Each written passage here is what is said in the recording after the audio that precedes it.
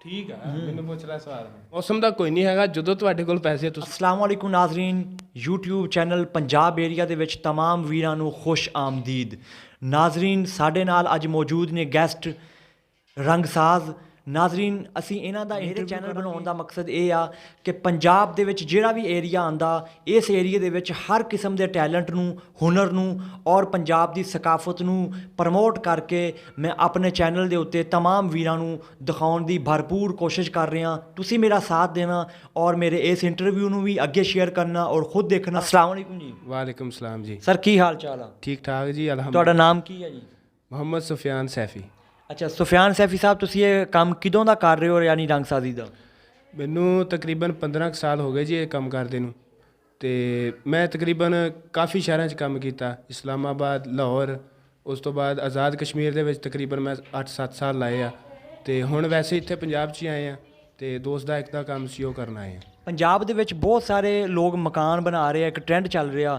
ਇੱਥੇ ਲੋਕ ਕਿਹੜਾ ਕਲਰ ਜ਼ਿਆਦਾ ਪਸੰਦ ਕਰਦੇ ਆ ਔਰ ਤੁਸੀਂ ਇਹਦੇ ਬਾਰੇ ਕੀ ਸਾਡੇ ਨਾਜ਼ਰੀਨ ਨੂੰ ਕੀ ਮਸ਼ਵਰਾ ਦੇਣਾ ਚਾਹੋਗੇ?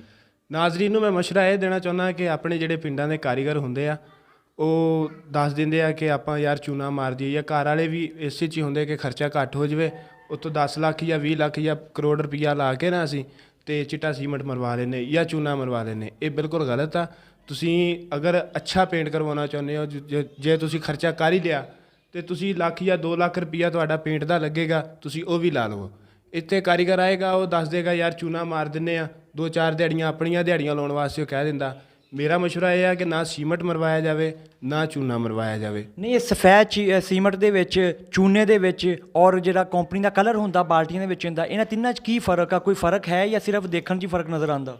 ਨਹੀਂ ਇਹਦੇ 'ਚ ਬਹੁਤ ਫ਼ਰਕ ਆ। ਸਿਰਫ ਇਹ ਨਹੀਂ ਵੀ ਚਿੱਟਾ ਕਰ ਦੇਣਾ ਅਤੇ ਉਹ ਚਿੱਟੇ ਦੇ ਵਿੱਚ ਹੀ ਬਸ ਤੁਸੀਂ ਦੇਖ ਰਹੇ ਹੋ ਉਹਨੂੰ 10 ਸਾਲ ਜਾਂ 15 ਸਾਲ ਉਹ ਤੁਹਾਡੀਆਂ ਦੀਵਾਰਾਂ ਖ਼ਰਾਬ ਹੋ ਰਹੀਆਂ।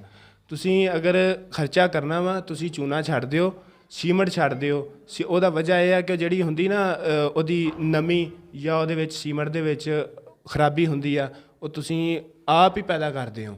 ਉਹਦੀ ਵਜ੍ਹਾ ਕਿ ਵਾਈਟ ਸੀਮੈਂਟ ਮਰਵਾ ਦਿੱਤਾ, ਉਹਦੇ ਮਸਾਮ ਬੰਦ ਹੋ ਗਏ।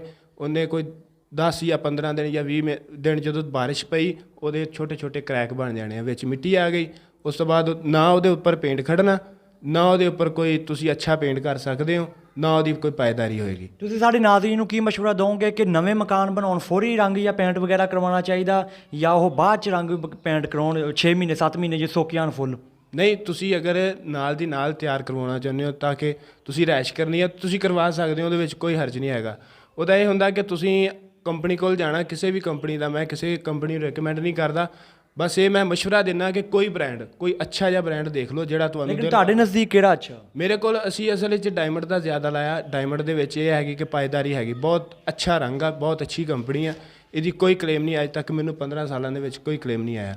ਇਹਦੇ ਵਿੱਚ ਤੁਸੀਂ ਜਾਣਾ, ਅਗਰ ਤੁਸੀਂ ਖਾਲੀ ਚਿੱਟਾ ਕਰਨਾ ਚਾਹੁੰਦੇ ਹੋ, ਤੁਹਾਡੇ ਕੋਲ ਖਰਚਾ ਨਹੀਂ ਹੈਗਾ, ਤੁਸੀਂ ਕਹਿੰਦੇ ਚੱਲ ਯਾਰ ਸਾਲ ਜਾਂ 2 ਸਾਲ ਬਾਅਦ ਸ਼ਾਦੀ ਹੋਊਗੀ ਤੇ ਫਿਰ ਕਰਵਾ ਲਾਂਗੇ, ਜਾਂ ਕਿਸੇ ਵੀ ਇਵੈਂਟ 'ਤੇ ਤੁਸੀਂ ਕਰਵਾਉਣਾ ਚਾਹੁੰਦੇ ਹੋ, ਤੁਸੀਂ ਕੰਪਨੀ ਕੋਲ ਜਾਓ, ਉਹਨਾਂ ਕੋਲੋਂ ਤੁਸੀਂ ਵਾਈਟ ਅੰਡਰਕੋਟ ਹੁੰਦਾ, ਅੰਡਰਕੋਟ ਦੇ ਵਿੱਚ ਬਾਹਰ ਵਾਸਤੇ ਲਹਿਦਾ ਹੁੰਦਾ, ਅੰਦਰ ਵਾਸਤੇ ਲਹਿਦਾ ਹੁੰਦਾ। ਲੋਕਾਂ ਨੂੰ ਇਸ ਗੱਲ ਦਾ ਵੀ ਨਹੀਂ ਪਤਾ, ਸਿਰਫ ਅੰਡਰਕੋਟ ਹੀ ਹੈ। ਇੱਕ ਐਕਸਟੀਰੀਅਰ ਹੁੰਦਾ, ਇੱਕ ਇੰਟੀਰੀਅਰ ਹੁੰਦਾ। ਉਹ ਤੁਸੀਂ ਲੈ ਕੇ ਇਹਦੀ ਵਜ਼ਾਹਤ ਕਰ ਦਿਓ ਦੋਵਾਂ ਦੀ। ਉਹਦੀ ਵਜ਼ਾਹਤ ਇਹ ਹੈ ਕਿ ਜਿਹੜਾ ਐਕਸਟੀਰੀਅਰ ਹੁੰਦਾ ਨਾ ਉਹ ਵੈਦਰ ਪ੍ਰੂਫ ਹੁੰਦਾ। ਉਹਦੇ ਵਿੱਚ ਕੋਈ ਹੀਟ ਯਾਨੀ ਕਿ ਬਾਰਿਸ਼ ਆ ਜਾਂਦੀ ਆ, ਕੋਈ ਗਰਮੀ ਜ਼ਿਆਦਾ ਹੋ ਜਾਂਦੀ, ਜਾਂ ਕੋਈ ਵੀ ਮੌਸਮ ਦੇ ਅਸਰਾਤ ਪੈਂਦੇ ਆ, ਉਹ ਜਿਹੜਾ ਐਕਸਟੀਰੀਅਰ ਹੁੰਦਾ ਉਹਨੂੰ ਕਵਰ ਕਰਦਾ, ਯਾਨੀ ਨਮੀ ਵਗੈਰਾ ਵੀ ਨਹੀਂ ਆਉਣ ਦਿੰਦਾ। ਹਾਂਜੀ, ਉਹਦੀ ਕੋਈ ਨਮੀ ਦੀ ਉਹਦੀ ਕਲਰ ਜਾਂ ਤੁਹਾਨੂੰ ਦੀਵਾਰਾਂ ਨੂੰ ਡੈਮੇਜ ਨਹੀਂ ਕਰੇਗਾ। ਇੰਟੀਰੀਅਰ ਵਾਸਤੇ ਵੀ ਇੱਦਾਂ ਹੀ ਆ ਕਿ ਉਹ ਬਾਹਰ ਨਾਲੋਂ ਥੋੜ੍ਹਾ ਜਿਹਾ ਲਾਈਟ ਬਣਾਇਆ ਹੁੰਦਾ ਉਹਨਾਂ ਨੇ, ਉਹਦੇ ਵਿੱਚ ਕੈਮੀਕਲ ਘੱਟ ਹੁੰਦਾ ਕਿ ਉਹ ਖਰਚਾ, ਕਿਉਂਕਿ ਅੰਦਰ ਤਾਂ ਬਾਰਿਸ਼ ਨਹੀਂ ਪੈਣੀ ਜਾਂ ਕੋਈ ਨਹੀਂ ਵੈਦਰ ਦਾ ਕੋਈ ਨਹੀਂ ਹੁੰਦਾ। ਟੀਨ ਵਗੈਰਾ ਜਿਹੜਾ ਵਾ ਤੁਸੀਂ ਭਰਦੇ ਹੋ ਜਾਂ ਕੀ ਕਰਦੇ ਹੋ, ਜਾਂ ਰੇਗ ਮਾਲ ਦਾ ਇਸਤੇਮਾਲ, ਇਹ ਕਾਹਦੇ ਵਾਸਤੇ ਕਰਦੇ ਹੋ? ਇਹਦਾ ਕੀ ਫਾਇਦਾ? ਮੈਂ ਤੁਹਾਨੂੰ ਇਹਦੀ ਵਜ਼ਾਹਤ ਕਰ ਦਿੰਦਾ ਕਿ ਜਦੋਂ ਅਸੀਂ ਅੰਡਰਕੋਟ ਮਾਰੀਦਾ ਨਾ, ਅੰਡਰਕੋਟ ਤੋਂ ਪਹਿਲੇ ਅੰਡਰਕੋਟ ਦਾ ਮੁਰਾਦ ਕੀ ਆ ਸਾਡੇ ਨਾਜ਼ਰੀਨ ਨੂੰ ਦੱਸਿਆ ਜਾਵੇ। ਇਹ ਵਾਲ ਸੀਲਰ ਹੁੰਦਾ, ਇੱਕ ਵਾਲ ਸੀਲਰ ਵੀ ਉਹਨੂੰ ਕਿਹਾ ਜਾਂਦਾ। ਵਾਲ ਸੀਲਰ ਤੋਂ ਬਾਅਦ ਉਹਨੂੰ ਅੰਡਰਕੋਟ ਵੀ ਕਿਹਾ ਜਾਂਦਾ, ਵਾਟਰ ਪ੍ਰਾਈਮਰ ਵੀ ਕਿਹਾ ਜਾਂਦਾ। ਉਹ ਹੁੰਦਾ ਕਿ ਉਹਦੇ ਵਿੱਚ ਕੈਮੀਕਲ ਲਾਇਆ ਹੁੰਦਾ ਉਹਨਾਂ ਨੇ, ਉਹ ਪਹਿਲੇ ਜਿਹੜੀ ਹੁੰਦੀ ਨਾ ਆਪਣੀ ਸੀਮੈਂਟ ਦੀ ਸਤ੍ਹਾ ਉਹਨੂੰ ਕਵਰ ਕਰ ਦਿੰਦਾ। ਠੀਕ। ਉਹ ਉਸ ਤੋਂ ਪਹਿਲੇ ਅਸੀਂ ਮਾਰੀ ਦੀ ਇੱਕ ਰਬਿੰਗ ਬ੍ਰਿਕ ਹੁੰਦੀ ਹੈ, ਇੱਕ ਯਾਨੀ ਉਹਨੂੰ ਨਾ ਆਮ ਜ਼ੁਬਾਨ 'ਚ ਵੱਟੀ ਕਿਹਾ ਜਾਂਦਾ। ਸਹੀ ਹੈ। ਵੱਟੀ ਮਾਰ ਕੇ ਨਾ ਉਹਦੀ ਜਿਹੜੀ ਵੀ ਐਕਸਟਰਾ ਰੇਤ ਲੱਗੀ ਹੁੰਦੀ ਆ ਉਹਨੂੰ ਲਾ ਲੈਂਦੇ ਆ।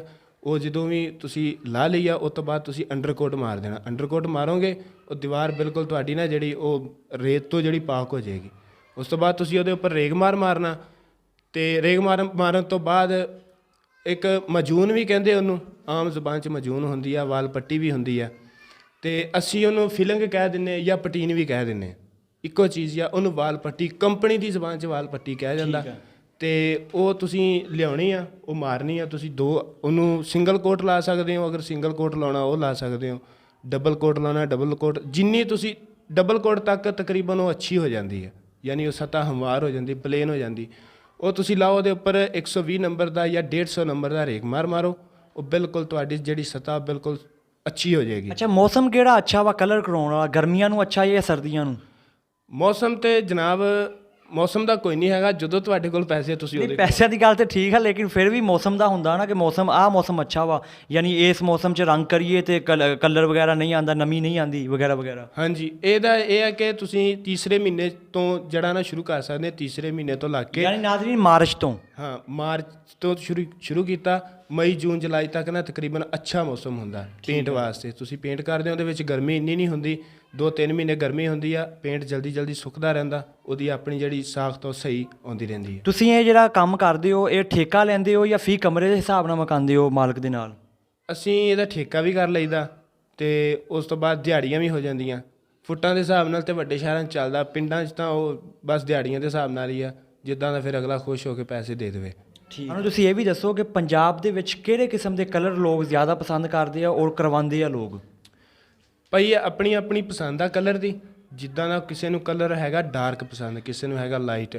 ਆਪਣੇ ਸ਼ਹਿਰਾਂ ਦੇ ਵਿੱਚ ਤਾਂ ਚੱਲਦੇ ਲਾਈਟ ਕਲਰ ਤੋਂ ਮੁਰਾਦ ਇਹ ਆ ਇਹਨਾਂ ਸ਼ਹਿਰਾਂ 'ਚ ਕੁਝ ਸ਼ਹਿਰਾਂ ਦਾ ਨਾਮ ਲਿਆ ਸ਼ਹਿਰਾਂ ਦਾ, ਜਿੱਥੋਂ ਤੱਕ ਮੇਰਾ ਤਜਰਬਾ ਵਾ, ਯਾਨੀ ਪੰਜਾਬ ਏਰੀਆ ਦੇ ਵਿੱਚ ਸਾਹੀਵਾਲ ਮੈਂ ਕੰਮ ਕੀਤੀ ਆ। ਠੀਕ ਆ। ਉਸ ਤੋਂ ਬਾਅਦ ਬੁਰੇਵਾਲਾ, ਵਿਹਾੜੀ, ਤੇ ਇਸ ਸ਼ੋਰਕੋਟ ਕੈਂਟ ਜਾਂ ਇੱਧਰਲੀਆਂ ਚੀਜ਼ਾਂ ਜਿਹੜੀਆਂ ਨਾ, ਇਹ ਅਸਲ ਵਿੱਚ ਲਾਈਟ ਲੋਕ ਨਾ ਕਲਰ ਪਸੰਦ ਕਰਦੇ ਕਿ ਅੱਛਾ ਲੱਗਦਾ। ਅੱਛਾ, ਕੋਈ ਕਲਰ ਐਸਾ ਵੀ ਹੈ ਕਿ ਜਿਹੜਾ ਤੁਸੀਂ ਧੁੱਪੇ ਕਰੋ ਬਾਹਰਲੀ ਦੀਵਾਰ ਚਾਰ ਦੀਵਾਰੀ ਤੇ ਉਹ ਕਲਰ ਖਰਾਬ ਨਾ ਹੋਵੇ ਧੁੱਪ ਦੀ ਵਜ੍ਹਾ ਤੋਂ, ਜਾਂ ਉਹ ਸਾਰੇ ਹੀ ਹੋ ਜਾਂਦੇ ਆ? ਨਹੀਂ, ਉਹਦੇ ਵਿੱਚ ਇਹ ਜਿਹੜੀ ਹੈ ਨਾ ਬਾਹਰ ਜਿਹੜੀ ਹੁੰਦੀ ਹੈ ਸਤ੍ਹਾ ਆਪਣੀ ਐਕਸਟੀਰੀਅਰ, ਜਿੱਥੇ ਬਾਰਿਸ਼ ਪੈਣੀ ਆ, ਧੁੱਪ ਪੈਣੀ ਆ, ਜਾਂ ਹਨੇਰੀ ਜਾਂ ਇੱਦਾਂ ਦੀਆਂ ਚੀਜ਼ਾਂ, ਉਹਦੇ ਵਿੱਚ ਚੱਲਦਾ ਵਾ ਵੈਦਰ ਕੋਟ। ਉਹਨੂੰ ਵੈਦਰ ਸ਼ੀਟ ਵੀ ਕਿਹਾ ਜਾਂਦਾ, ਵੈਦਰ ਕੋਟ ਵੀ ਕਿਹਾ ਜਾਂਦਾ। ਵੈਦਰ ਡਿਫੈਂਡਰ ਵੀ ਉਹੀ ਆ, ਉਹ ਕਰੀਦਾ ਬਾਹਰ। ਉਹਦੇ ਵਿੱਚ ਹਰ ਕਲਰ ਹੀ ਹੁੰਦਾ, ਉਹ ਜਿੱਦਾਂ ਦਾ ਕਲਰ ਤੁਹਾਨੂੰ ਪਸੰਦ ਆ ਤੁਸੀਂ ਕਰ ਲਓ। ਉਹਦੀ ਵਾਟਰ ਪ੍ਰੂਫ ਹੁੰਦਾ, ਉਹਦੀ ਪਾਣੀ ਨਾਲ ਨਹੀਂ ਲੱਥਦਾ। ਉਸ ਤੋਂ ਬਾਅਦ ਉਹਦੀ ਹਰ ਮੌਸਮ ਚੱਲਣ ਦੀ ਜਿਹੜੀ ਨਾ ਉਹਦੀ ਆਪਣੀ ਉਹਨਾਂ ਨੇ ਵਿੱਚ ਕੈਮੀਕਲ ਉਹਦੇ ਵਿੱਚ ਪਾਇਆ ਕਿ ਹਰ ਮੌਸਮ ਚੱਲ ਸਕਦਾ। ਅੱਛਾ, ਬਹੁਤ ਸਾਰੇ ਮੈਂ ਲੋਕ ਦੇਖੇ ਉਹ ਕਹਿੰਦੇ ਰੰਗਸਾਜ਼ੀ ਦਾ ਕੰਮ ਬਹੁਤ ਆਸਾਨ ਆ, ਐ ਬੁਰਸ਼ੀ ਮਾਰਨੇ ਸੌਖਾ ਕੰਮ ਆ। ਤੁਸੀਂ ਕੰਮ ਕਰਦੇ ਹੋ, ਤੁਹਾਨੂੰ ਪਤਾ ਵਾ ਕਿੰਨਾ ਕੁ ਮੁਸ਼ਕਲ, ਤੁਸੀਂ ਦੱਸੋ ਸਾਡੇ ਨਾਜ਼ਰੀਨ ਨੂੰ। ਭਾਈਜਾਨ ਦੇਖਣ 'ਚ ਸੌਖਾ ਵਾ, ਤੇ ਉਸ ਤੋਂ ਬਾਅਦ ਬੰਦਾ ਗੱਲਾਂ ਕਰ ਸਕਦਾ।